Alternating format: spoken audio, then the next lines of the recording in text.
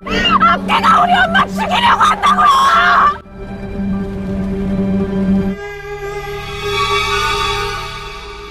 난 너랑 계속 같이 있고 싶어.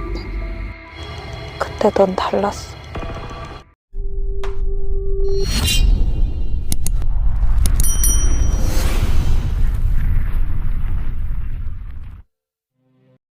Annyeonghaseyo, kami kembali membawakan alur cerita horor drama Korea Revenant.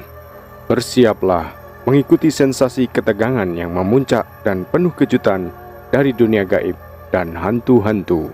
Episode kali ini adalah 2 episode sebelum serial ini berakhir. Kilas balik cerita kematian remaja yang menjadi roh jahat dalam tubuh Sanyong terasa begitu menyakitkan. Lee Hyang-gi dan Lee Muk-dan yang seharusnya memiliki dan menjalani kehidupan mereka sendiri harus mengalami nasib tragis karena keegoisan orang-orang yang menginginkan kekayaan untuk dirinya sendiri. Mereka telah dikorbankan untuk dijadikan tumbal pesugihan dalam sebuah ritual terlarang untuk membuat hantu remaja. Keberadaan roh jahat itu nampaknya akan segera dapat diakhiri.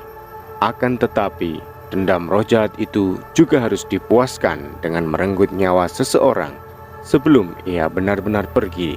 Seperti apa kelanjutan alur ceritanya? Ikuti keseruannya sampai habis di episode 11.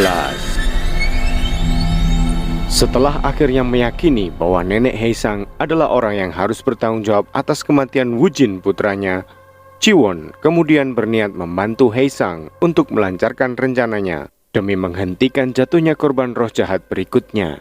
Nenek Haesang yang selama ini menikmati hidupnya sebagai inang hantu remaja seakan hidup dalam ruang dan waktu yang terhenti. Ia tidak mengikuti perkembangan dunia luar, ia tidak memiliki handphone, dan bahkan ia mengetahui hari dan tanggal hanya ketika Ji-won memberitahunya.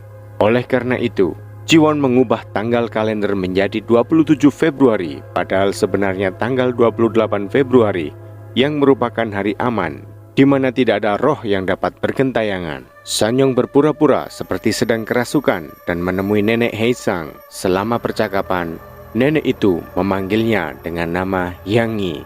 Sanyong kemudian mengungkapkan bahwa dia tidak kerasukan dan pergi dengan nama asli roh itu untuk menghentikannya. Sadar telah dipermainkan dan membahayakan keselamatannya, nenek Haesang mulai bertindak agresif sehingga Ji-won membawanya ke rumah sakit. 찾아오겠죠. 고작 이 정도로 살려고 그 어린아이를 죽였어요? 정말 끔찍하네요. Rumah sakit itu adalah tempat di mana Woo-jin putranya meregang nyawa atas rekayasa mereka. Ji-won dengan nada mengancam meminta dokter dan staf rumah sakit untuk tidak membuka pintu kamar wanita tua itu apapun yang terjadi. Sebelum pukul 12:30 malam, Sanyong pulang ke rumah neneknya dan mengunci diri di dalam kamar dengan tali pembatas roh yang diikatkan di atas pintunya. Roh jahat itu rupanya memilih untuk keluar dan mencoba membunuh Hongse dan Haesang. Namun tiba-tiba, melalui suara bisikan, roh jahat itu memberitahunya bahwa dia akan membunuh ibunya, yakni Kyung-moon. Sanyong bergegas menuju kafe ibunya dan menyaksikan roh jahat itu telah mencengkeram pergelangan tangan dan memaksa ibunya untuk menggantung diri. Sanyong mengambil pecahan kaca untuk menikam lehernya dan mengancam roh itu bahwa jika ia membunuh ibunya, ia juga akan membunuh dirinya sendiri. Roh jahat tersebut kemudian menghentikan aksinya dan merasuki Sanyong untuk pergi mencari nenek Haesang. 내가 우리 엄마 죽이려고 한다고요! 결국 날 없애겠다는 거야? 이래도?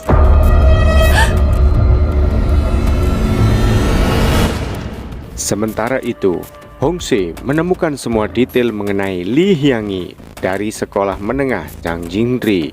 Haesang juga menemukan benda terakhir yang dimaksudkan roh jahat. Akan tetapi, ia meyakini masih ada hal-hal lain lebih dari itu. Kembali ke rumah sakit, roh jahat itu akhirnya bertemu dengan nenek Haesang dan kilas balik cerita pun dimulai. Saat itu, Dukun Choi Man-wol telah memilih Lee Hyang-gi sebagai korban dengan memberinya pita rambut merah. Namun, saat orang tuanya menawar rencana tersebut, ia menyetujui untuk menukarnya dengan adik perempuannya yang bernama Lee Muk-dan. Rupanya, hal ini hanya siasat licik sang dukun Choi Man-wol. Ibu Lee Hyang-yi yang tidak siap menyaksikan kematian putri kecilnya kemudian memutuskan mengakhiri hidupnya dengan bunuh diri. Sedangkan ayah Lee Hyang-yi dan kakak laki-lakinya yang bekerja sebagai nelayan saat itu juga meninggal karena mengalami kecelakaan kapal ketika mencari ikan di tengah laut. Lee Hyang-yi yang mengalami depresi kemudian memohon kepada Choi Man-wol untuk mengembalikan adiknya dengan membawa kembali semua barang pemberian yang telah diterimanya.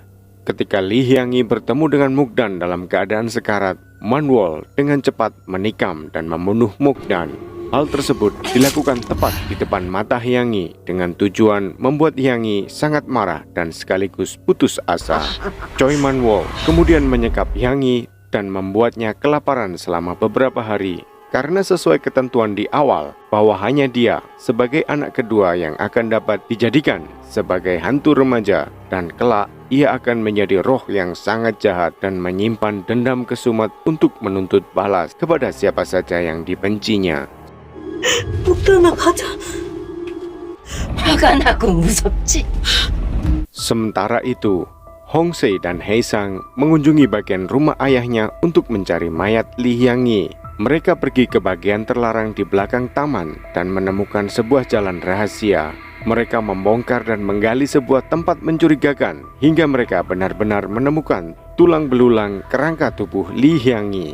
Di saat yang sama, Sanyong yang dirasuki roh jahat telah membuat nenek Hye Sang melompat dari jendela gedung rumah sakit dan meregang nyawa. Ketika Sanyong berjalan di sebuah gang sepi, roh Hyang-yi menampakkan wujudnya dan memeluk Sanyong dari arah belakang. Ia memintanya untuk tidak melepaskannya. Namun Sanyong yang telah mengetahui akibat-akibat dari perbuatan roh tersebut, kemudian memintanya untuk kembali ke tempat asalnya dan beristirahat dengan tenang. Roh itu meminta bantuan Sanyong. Kemudian, Sanyong menelpon Hye Sang dan memberitahunya bahwa Hyang-yi memintanya untuk menemukan jasadnya dan menguburkannya dengan layak. Sanyong memperingatkan Hye Sang untuk tidak mencarinya karena roh jahat itu sengaja memintanya untuk menemukan benda-benda terkutuk yang dimaksudkannya. Panggilan telepon itu terputus ketika Hye Sang menemukan bagian pecahan yang hilang dari benda terakhir, yaitu tusuk konde giok milik Choi Man-wol. Kilas balik cerita berikutnya menampakkan saat Hyang-yi menikam Choi Man-wol dengan pecahan tusuk konde giok itu sebelum akhirnya ia dibunuh secara brutal. Hyang-yi memegang pecahan tusuk konde yang patah itu dengan erat di tangannya agar rohnya dapat hidup selamanya melalui benda yang akhirnya menjadi salah satu benda terkutuk tersebut.